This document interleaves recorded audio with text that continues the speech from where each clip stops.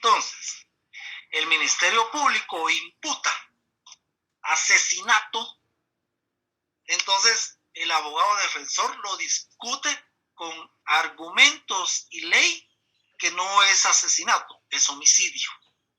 Ahí sí vale la discusión, pero el abogado no está discutiendo qué es el asesinato, porque el asesinato ya está plenamente tipificado y por eso se refiere a que la fuente es la ley.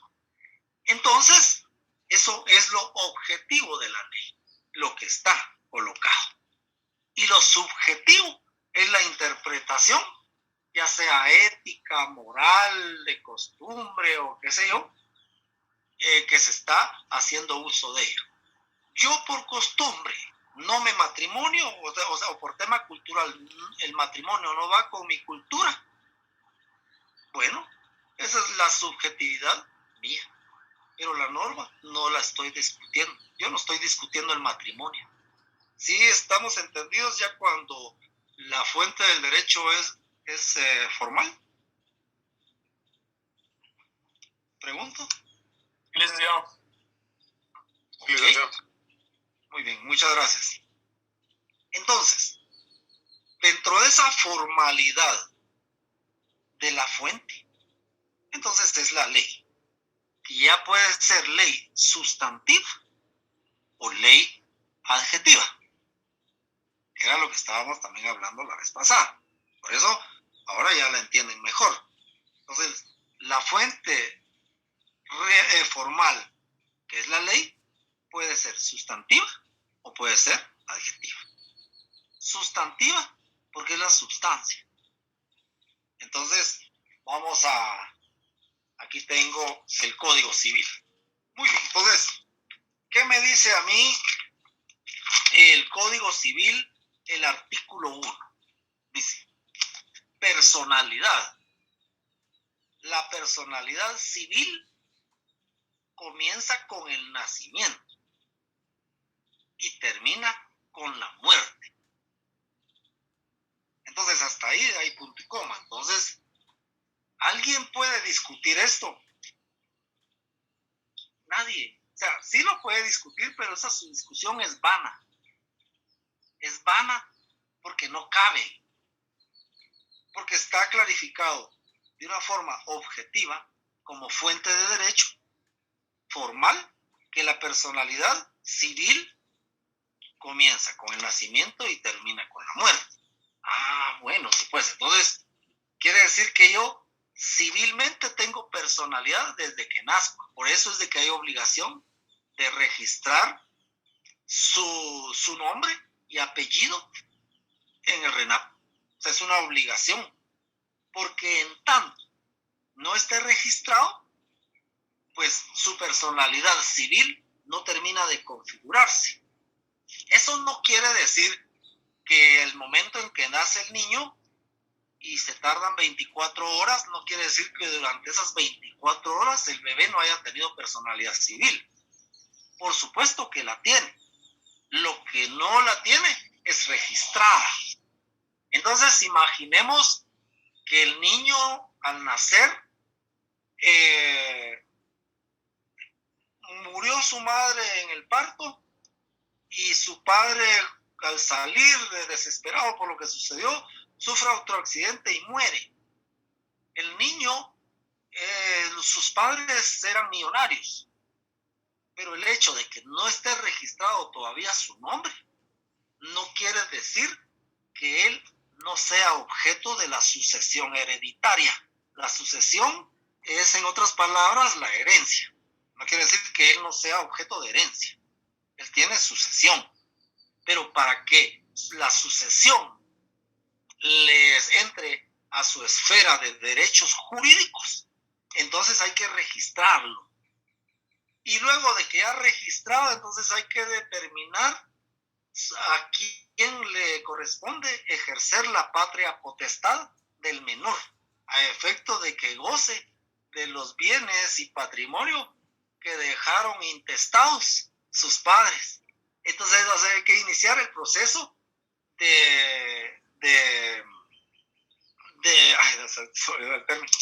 hay que iniciar el proceso del intestado, ¿verdad? Entonces, hay que desintestarlo, o sea, quitarle llamémosle, los obstáculos que la ley antepone previo a gozar del bien. Miren hasta dónde nos fue, ¿verdad? Para entender esa parte, llamémosle sustantiva del derecho. Y entonces continúa el artículo, sin embargo, al que está por nacer, aquí es otro punto, ¿verdad? Al que está por nacer, se le considera nacido. O sea que quiere decir que ya tiene configurada su personalidad para todo lo que le favorece. La ley dice sí, para todo lo que le favorece, sin nacer aún. Siempre que nazca en condiciones de viabilidad. Entonces surge, ahorita no sé si alguien pensó, entonces yo podré iniciar un proceso de sucesión hereditaria a mi hijo por nacer. Fíjense, pregunto. Por nacer, yo pienso que sí, por lo que usted dijo. Exacto, sí, ¿verdad? Por supuesto, sí. Entonces yo tengo embarazada a mi señora esposa, entonces yo recurro a determinar para prever eso, ¿verdad? O sea, alguien muy previsor, una persona muy millonaria previsora. Dice, ¿y qué pasa si yo muero antes de que mi hijo nazca? A la vez ustedes. Interesante, ¿verdad? Entonces, ¿por qué? Porque si yo soy millonario, es mi único hijo por nacer, entonces yo ya puedo establecer la sucesión hereditaria para mi hijo. Ahora, ¿qué pasaría? Es que a todo lo que nos lleva a la sustancia, lo que estoy explicando es, para que no se me pierda, la fuente del derecho en términos reales, en términos formales, y las consecuencias sustantivas y adjetivas de, o sea, que lo procesal de. Entonces quiere decir que toda la sustancia me lo está dando la norma. Eso es lo positivo. ¿Y quién me lo está discutiendo? Nadie. Entonces, dice, para todo lo que le favorece, siempre que nazca en condiciones de viabilidad. Ah, Dios santo, ese sí es problema. Me está poniendo una condición jurídica. Yo temo morir antes que mi hijo nazca. Muy bien. Pero yo quiero dejarle mis bienes para asegurarlo. Pero ¿qué pasa si nace en condiciones inviables, de poca o nula viabilidad? Entonces tengo la opción de guardar la patria potestad directamente, ya sea en una persona sumada como tutor, el tutor del niño, porque también yo corro riesgos que mi esposa pueda morir. Venga, todo lo que nos lleva al derecho. Por supuesto que no he escuchado estos casos, básicamente en donde se han dado es en la realeza, en las monarquías se da esto. Entonces, si ustedes leen historias de las monarquías contemporáneas, ya está definido esa sucesión monárquica. Y entonces ahí, desde antes de que nacen los niños, ya son herederos del trono. Y eso está establecido en norma. Ok, entonces ahora esa es la parte sustantiva. ¿Y qué es lo procesal? Bueno, entonces ya lo procesal, administrativo, registral, es ir al registro mercantil, al registro nacional de personas. Ahí inicia la parte procesal. ¿Procesal de qué? Procesal para hacer valer la norma objetiva, la norma sustantiva. Entonces, vámonos siempre en el tema civil. Entonces, ¿cuál es la parte procesal adjetiva de la norma sustantiva? El Código Procesal Civil y Mercantil. ¿Hay dudas? Sí, Lick, no entendí la relación que acaba de hacer con lo sustantivo con lo adjetivo. Ahorita me acaba de perder. No sé si me lo puede repetir. Entonces, lo sustantivo es la norma que da la esencia del tema jurídico. Voy a otro. Voy al artículo 6. Cambio de nombre, dice. O sea, que el artículo 6 nos mandata el cambio de nombre. O sea, te faculta el cambio de nombre. Entonces dice, las personas no pueden cambiar sus nombres, sino con autorización judicial. Punto y seguido. Ahí me detengo. Entonces, la parte sustantiva te dice, usted puede cambiar de nombre. ¿Vamos bien, Kevin? Sí, pues bien. Ahora, pero vos no te preguntás cómo. ¿Cómo? Sí, me pregunto cómo se hace eso. La parte procesal adjetiva. Con autorización judicial. Y esa autorización judicial la vas a obtener por medio de un proceso. O sea, vos no puedes llegar administrativamente al RENAP. Mira, a mí no me gusta el nombre Kevin. ¿Me lo puede cambiar? Con mucho gusto, no se preocupe. ¿Cómo se quiere llamar ahora? Julio usted. Ok, Julio. No. O sea, se tiene que hacer ante notario, que es la parte procesal. O sea, que es un tema de jurisdicción voluntaria. O sea, que es voluntarioso. Es tu jurisdicción. Por eso se denomina jurisdicción voluntaria. O sea, vos tenés jurisdicción.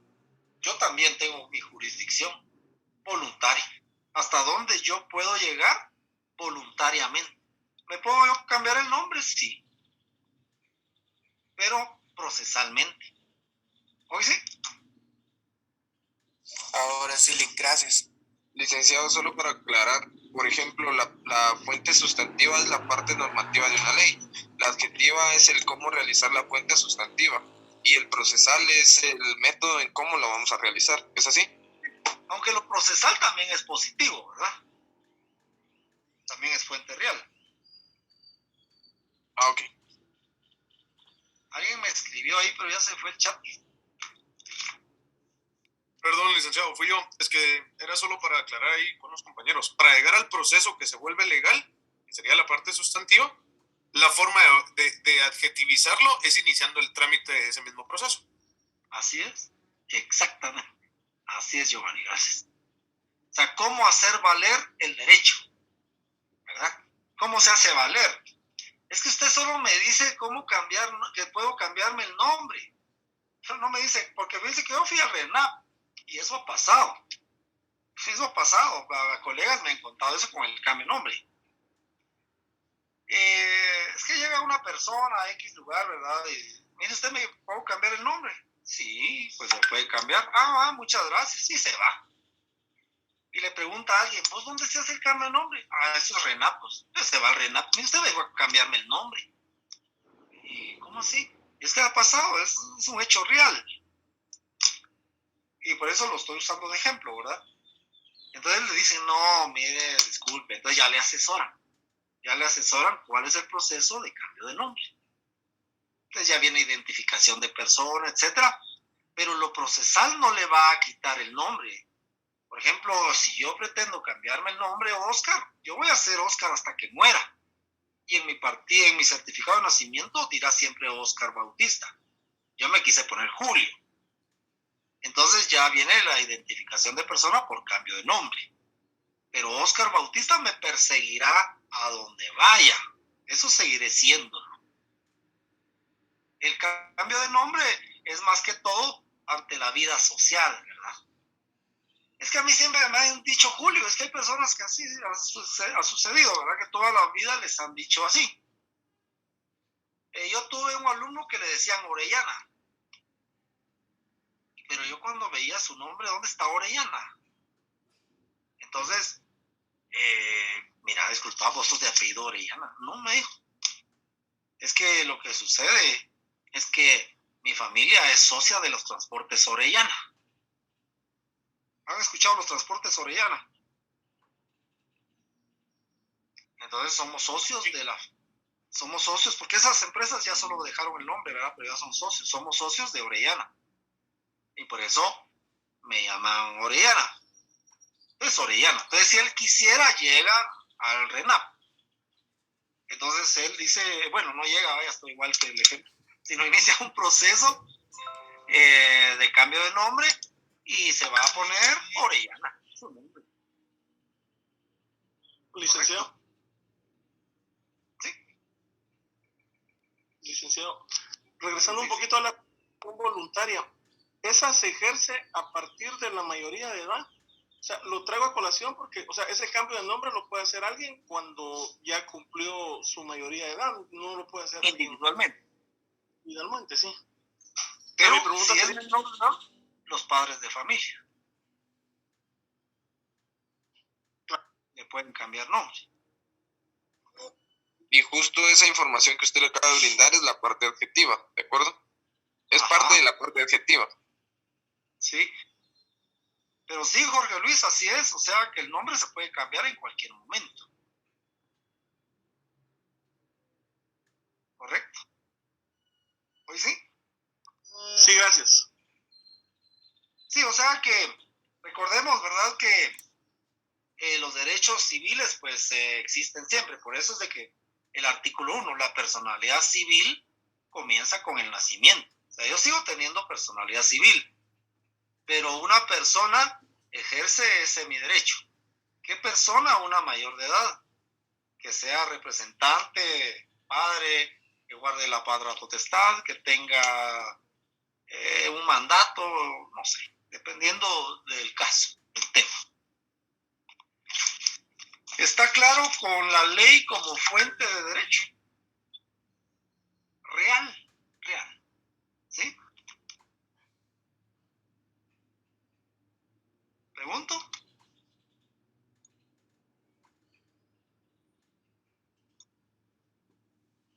Sí, licenciado, muchas gracias. Sí, licenciado, gracias. Sí. Muy bien.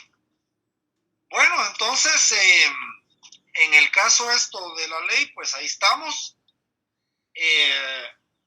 Ahora vamos a dejar introducido el tema de la jurisprudencia. Bueno, entre la ley y la jurisprudencia hay una pequeña, gran diferencia.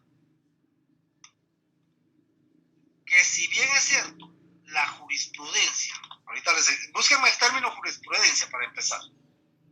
Si la jurisprudencia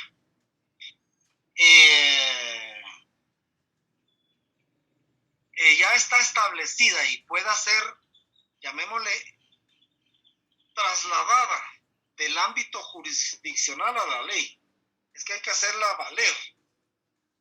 Entonces, esa es la diferencia. La jurisprudencia se hace valer. Alguien si ya lo tiene me dice, por favor. Se hace valer, no es... Lenin, ¿podrías, por favor, leerla? Sí, Lick, ahorita se la leo. Gracias. Dice, la palabra jurisprudencia proviene del latín jurisprudentia, compuesta por los vocablos juris, que significa derecho, y prudentia, que tiene que ver con conocimiento y ciencia. En una de ellas es una equivalencia a la ciencia del derecho o teoría del orden jurídico positivo. Es lo que encontré acá. Exacto. Entonces pasa a ser orden positivo. Pero, ¿qué dice Astrid? ¿Podría leerlo, por favor? Sí, licenciado. Es el conjunto de sentencias y demás resoluciones jurídicas emitidas por un mismo sentido, por los órganos judiciales y un ordenamiento jurídico determinado. Tiene un valor fundamental como fuente de conocimiento del derecho. Positivo, con el cual procura evitar que una misma situación jurídica sea interpretada en formas distintas por los tribunales. Esto es lo que se conoce como un principio unificado o unificador o unificado, perdón. Exacto. Así es. Entonces, hay casos paradigmáticos que ya sentaron jurisprudencia de eso. Entonces nosotros los abogados, nosotros indicamos, ese caso ya sentó jurisprudencia, se dice, ¿verdad? Y en Guatemala es a los tres fallos, en el mismo sentido y en la misma materia, pero no necesariamente sobre la misma cosa o sobre la misma persona. ¿Sí, Giovanni? Gracias, licenciado. Encontré otro concepto de jurisprudencia y creo que va por lo que usted está empezando a explicar. Perdón, dice ciencia del derecho, enseñanza doctrinal que dimana de las decisiones o fallos de autoridades gubernativas o judiciales, norma de juicio que suple omisiones de la ley y que se funda en las prácticas seguidas a casos análogos. Ajá, exacto. Es que recuerden ustedes que la ley nunca está acabada. O sea, hay teorías, pero teorías medievales, que son medievales, ya desactualizadas, desfasadas, que indicaban que el derecho se terminaba y que después de ahí topaba y ya no había más explicaciones. Entonces, el derecho nunca está acabado. Por decir algo, el Código Civil no está acabado. Que no se ha querido reformar en algunos pasajes, ese es otro asunto. O no ha habido presión social, doctrinaria, para reformarlo. Pero hay cuestiones que habrían que reformarlas o derogarlas. Entonces no está acabado. Entonces cuando el derecho no está acabado, los abogados tenemos obligación de referir casos paradigmáticos jurídicamente hablando que han establecido y que se han ejecutado en otro momento, pero tiene que ser en Guatemala, por ejemplo, no puede ser traer de El Salvador, y que han venido sentando jurisprudencia en el órgano superior que es la Corte de Constitucionalidad. Entonces se sentó jurisprudencia sobre el caso. Entonces vengo yo, abogado, y tengo que investigar. Entonces investigo qué fallos hay sobre ese caso. Entonces logro determinar que ya hay fallos favorables. Entonces yo los hago valer en mi escrito ante la vista pública. Y entonces ante esa situación, la Corte de Constitucionalidad no tiene más que aceptarlo porque dice, tiene razón. Porque recuerden ustedes que el magistrado tampoco es que lo sepa todo. Y además los letrados son sus asesores. Ya ven, ya me desvié. Hay una persona que no le gusta que me desvíe, pero es importante. Porque el magistrado tiene el letrado. Ese letrado es su asesor, que quizás sabe más que él. Porque el otro llegó políticamente, podríamos decir, ¿verdad? Entonces, al llegar políticamente, tiene los letrados, que los letrados le dicen, sí, señor magistrado, acá ya hay jurisprudencia sobre el caso. El abogado defensor tiene razón. Entonces ahí sentó jurisprudencia y pasa a ser fuente de derecho formal. Pero se tiene que hacer valer, no se hace valer por sí misma. No crean ustedes que el juez va a decir, sí, aquí hay jurisprudencia, no se preocupe, vaya a su casa a dormir, yo voy a investigar por usted. Entonces, por ejemplo, hay temas interesantes, el tema de genocidio. Ese es muy interesante. ¿Sí, Jorge Luis? No lo quiero desviar porque ahora me da pena, no somos broma. No, disculpa, al contrario, me gusta que me desvíen en la temática y se va porque así es el derecho, es de nunca acabar. Gracias. Solo la diferencia entre jurisprudencia y precedente. Bueno, es que el precedente es un término político, ¿verdad? Es un término político donde hay un precedente sobre el caso, pero cuando ya lo judicializo es cuando yo digo hay un precedente de jurisprudencia. Entonces hay un precedente. Entonces, me voy a ir a otro tema. Pues, quizá hoy no lo entremos a discutir. Pudiera dar lugar Suri Ríos, ¿verdad? Suri Ríos ya participó una vez, ¿correcto? ¿Me explico? Si una vez la dejaron participar y en la segunda ya no. Exacto. Entonces ya participó una vez. Hay un precedente que inició la jurisprudencia. Pero el clavo es que en la segunda no lo dejaron. Pues no estoy metiendo a temas políticos, por favor. Solamente estoy analizando jurídicamente. Entonces le dijeron no. Entonces detuvieron la jurisprudencia. ¿Me explico? Y solamente se puede tomar como un precedente para argumentar jurídicamente su participación. Pero no tengo jurisprudencia. ¿Me explico? Clarísimo, gracias. ¿Verdad? Les pongo un ejemplo personal.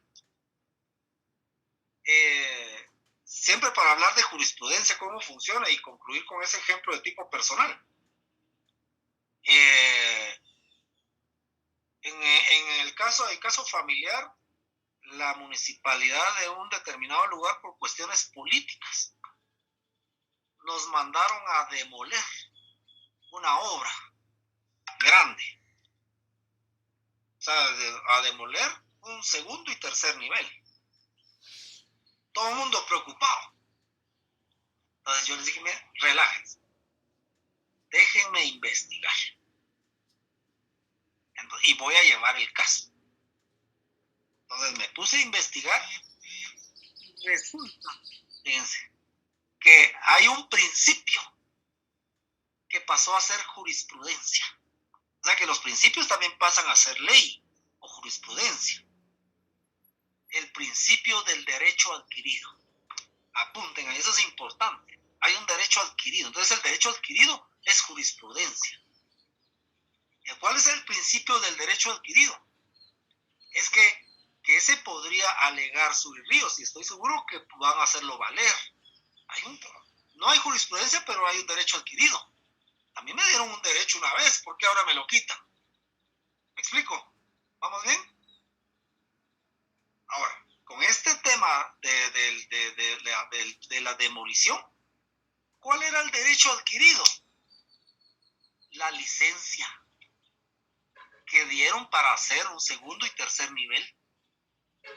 Y ya construido por cuestiones políticas con argumentos tontos que se tenía que demoler. Hay un derecho adquirido, o sea, estaba en finalización de construcción, no había construido, y cuando se renova la licencia la denegaron. No, fíjese, al contrario, ahora es como que ustedes están construyendo y no les alcanzó el año y llegan a renovar licencia. Fíjese que, disculpe, pero fue un error, va a demoler ahora, ¿verdad? ¿Cómo así? ¿Verdad? Entonces hice valer el derecho adquirido y se ganó el caso. Y ahora me quiere mucho el alcalde, ¿verdad? Entonces, ese es el tema de la jurisprudencia. Está explicado y ejemplificado. ¿Hay alguna duda antes de cerrar la sesión? Muy bien, licenciado, gracias. Bueno, espero que haya sido nutritiva la mañana de hoy. Yo espero que sí. Pasen feliz día. Feliz día, licenciado. Feliz día. Licenciado, buen día. Descansa, buen día. Gracias, licenciado.